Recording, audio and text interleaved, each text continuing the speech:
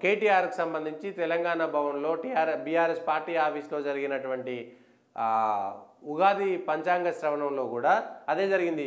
కేటీఆర్ నోరు జాగ్రత్త, మాటను కట్టడి చేయకుంటే పొలిటికల్గా చిక్కులు, సన్నిహితులతోనే దెబ్బ, క్షేమంకరి నామం జపించాలి, కేసీఆర్ ఎదుగుదలకు ప్రజా ఆమోదం, విజయాలకు ఛాన్సు, హెల్త్ అలర్ట్పై లక్ష్మీ మోహన గణపతిని పూజించాలి. అంటే కేసీఆర్ అనేటువంటి వ్యక్తికి సంబంధించినటువంటి హెల్త్ పట్ల అలర్ట్గా ఉండాలనేటువంటి ఒక హెచ్చరిక కూడా జారీ చేశారు. కేటీఆర్ నోటి మాట జాగ్రత్త, గత కొద్ది రోజులుగా ఓడిపోయిన తర్వాత వచ్చినటువంటి స్టేట్మెంట్లన్నిటికీ దీనికి ఉదాహరణ. మీడియాలకు ఇష్టం ఉన్నట్టుగా పంపినటువంటి నోటీసులకు ఎందుకు ఉదాహరణ. నిన్న పొలిటికల్ వాయిస్కు కూడా ఇదే నోటీస్ పంపించినటువంటి కేటీఆర్ నిన్న పొలిటికల్ వాయిస్కు నోటీస్ పంపిండు, అప్పుడే జ్యోతిష్యంలో ఆయనకు వ్యతిరేకంగా వచ్చింది. అంటే పొలిటికల్ వాయిస్తో పెట్టుకుంటే ఇట్లనే ఉంటుంది జాగ్రత్త అనేటువంటి విషయం కేటీఆర్ గారు గుర్తుపెట్టుకోవాలి.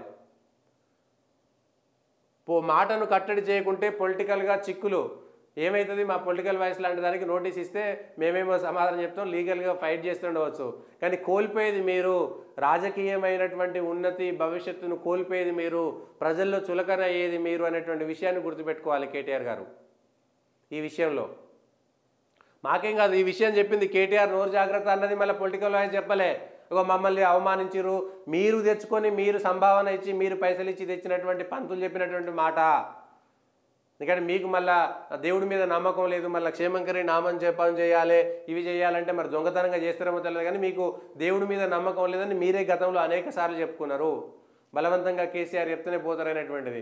కాకపోతే దీంట్లో మళ్ళీ ద్వంద్వ విధానాలు ఉంటాయి, అది వేరే విషయంలే. కానీ కేటీఆర్కు సంబంధించినటువంటి దాంట్లో ఆయన నోటి మాటలో మాత్రం నోటి మాటతో ఇబ్బందులు, మృదువుగా ఆచితూచి మాట్లాడాలి, దెబ్బతీసే ఆలోచనతో సన్నిహితులు, కొంత నష్టం, జాగ్రత్తగా ఉండాలి.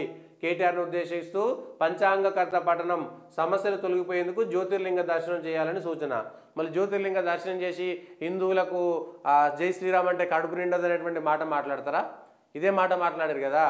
ఇవాళ ఆయన పంచాంగం చెప్పి ఆయన జ్యోతిర్లింగాలు దర్శనం చేసి మళ్ళీ కాశీ కారిడారు, కాశీ విశ్వనాథన్ కారిడారు, లేదంటే ఉజ్జయిని కారిడార్ను బీజేపీ ప్రభుత్వము డెవలప్మెంట్ చేసింది కాబట్టి దాన్ని వ్యతిరేకిస్తారా, దాన్ని అనుకూలిస్తారా?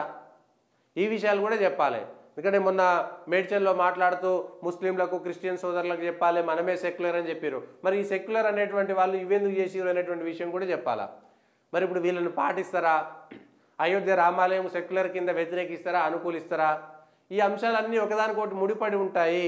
ఇవాళ మనం గెలిచినప్పుడు కాస్త అనుకోవచ్చులే, కానీ ప్రజలు అన్నీ నిశ్చితంగా గమనిస్తారు. కాబట్టి మీ నోటి మాటతోటి జాగ్రత్త అనేటువంటి విషయం కూడా చెప్పారు. మళ్ళీ ఇంత చెప్పినాక మత కల్లోలాలు లేకుండా శాంతియుతంగా ఉండాలి. పంచాంగ శ్రవణ అనంతరం కేటీఆర్ మాట్లాడుతూ ప్రపంచవ్యాప్తంగా ఉన్న అందరికి చెప్పారు. ప్లస్ మత కల్లోలాలు జరగకుండా ప్రజలంతా శాంతియుతంగా ఉండాలన్నారు. ఏ మతాన్ని ఉద్దేశించి ఈ మాట చెప్పారో కూడా క్లియర్గా చెప్పాలి.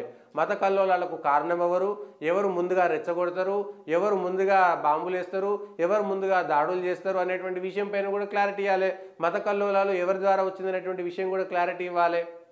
శాంతియుతంగా ఉండాలనేటువంటి మతం ఏమిటిది, శాంతియుతంగా ఉండేటువంటి వాళ్ళు ఎవరు, రెచ్చగొట్టేటువంటి వాళ్ళు ఎవరు, మత మార్పిడులు చేసేటువంటి వాళ్ళు ఎవరు, ఇతర మతాలను హీనంగా నీచంగా మాట్లాడేటువంటి వాళ్ళు ఎవరు అనేటువంటి విషయం కూడా క్లారిటీ ఇస్తే బాగుండేదేమో.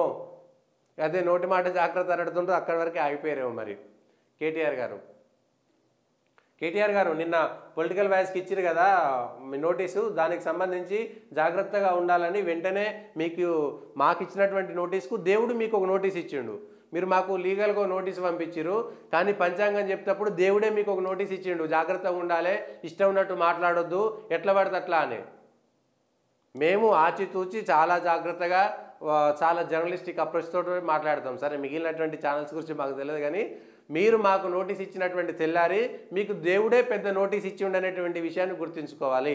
మీరు దేవుడు ఇచ్చినటువంటి నోటీస్ను పాలించండి, మీరు ఇచ్చినటువంటి నోటీస్ను మేము చాలా జాగ్రత్తగా చెప్తామనేటువంటి చూడాలి. ఎందుకంటే మీరు ఈ నోటీస్ జాగ్రత్తగా పాటించలేదనుకో, దేవుడు ఇచ్చినటువంటి నోటీస్ను మీరు జాగ్రత్తగా తూచా తప్పకుండా పాటించలేదనుకో, మీరు ఇచ్చేటువంటి నోటీస్కు గతంలో లాస్ట్ ఇయర్ బాజంపల్లి సంతోష్ శాస్త్రి గారు చెప్పినటువంటి నోటీస్ను కేసీఆర్ గారు సరిగ్గా పట్టించుకోకపోవడంతో రాజు జాగ్రత్త పడలేదా, బీఆర్ఎస్కు ప్రమాద గంటికలపై ఏడాది క్రితమే పంచాంగకర్త చెప్పిన వైనం, కేసీఆర్కు శుభాశుభ ఫలితాలు స్పష్టము, 2023 డిసెంబర్లో రాజకీయంగా ఆశ్చర్యకర పరిణామాలు ఉంటాయని వెల్లడి, సొంత వర్గ నేతలతో నుంచే వ్యతిరేకత అని జోస్యం చెప్పారు. జ్యోతిష్యం అంటే ఏదో ఆయనకు తోచినట్టు శపించడం కాదు. జ్యోతిష్య శాస్త్రంలో వాళ్ళ నక్షత్రాలు, వాళ్ళకు సంబంధించినటువంటి పుట్టిన తిథులు, వాటికి సంబంధించినవి లగ్నాలు లేదా ఇంక మిగిలినటువంటి అంశాలను చూసే చెప్పారు. కేసీఆర్ మీద వ్యతిరేకం ఉండకపోవచ్చు, సొంత వర్గం నుంచే నేతల నుంచే కొన్ని వ్యతిరేకతలు ఏర్పడే అవకాశాలు లేకపోలేదు. ఈ విషయంలో రాజు జాగ్రత్త పడాలి. ఇది సరిగ్గా ఏడాది క్రితం బీఆర్ఎస్ ప్రభుత్వం రవీంద్ర భారతిలో నిర్వహించిన శోభకృత ఉగాది వేడుకల సందర్భంగా పంచాంగకర్త వేద పండితుడు సంతోష్ కుమార్ శాస్త్రి అప్పటి సీఎం కేసీఆర్ను ఉద్దేశిస్తూ చేసినటువంటి సూచన ఇది. కేసీఆర్కు ఆ ఏడాదంతో శుభాశుభాలు మిశ్రమంగా ఉంటాయని, రాష్ట్ర రాజకీయాల్లో ఆశ్చర్యకరమైన ఘటనలు చోటు చేసుకుంటాయని అప్పట్లో పంచాంగకర్త చెప్పారు.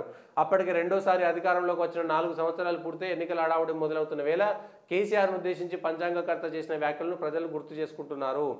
పంచాంగకర్త చెప్పింది చెప్పినట్లే జరిగిందా అని చర్చించుకుంటున్నారు.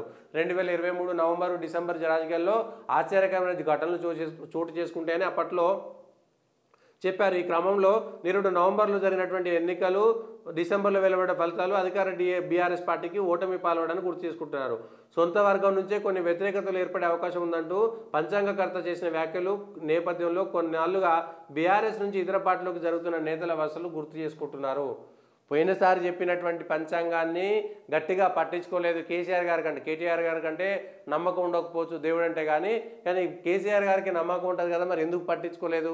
వాళ్ళే పిలిపించుకున్నటువంటి పంచాంగకర్త చాలా స్పష్టంగా చెప్పారు జాగ్రత్తగా ఉండమని. కానీ అజాగ్రత్తతోటే వ్యవహరించడంతో అధికారం కోల్పోయారు. ఇవాళ కూడా నోటి దురుసు, నోటి మాటలు జాగ్రత్తగా లేకపోతే కేటీఆర్కు రాజకీయ చిక్కులు తప్పవు, ఇబ్బందులు తప్పవు అనేటువంటి మాట స్పష్టంగా చెప్పారు. మరి భగవంతుడు ఇచ్చినటువంటి ఆ నోటీస్ గురించి మీరు ఏం మాట్లాడతారు ఏంటి అనేటువంటి విషయం స్పష్టంగా చెప్పాల్సినటువంటి అవసరం ఉన్నది. లేకపోతే కష్టమైనటువంటిది ఉంది, ఈ ఇబ్బందులు ఎదుర్కోవాల్సి వస్తుంది దీనికి సంబంధించి.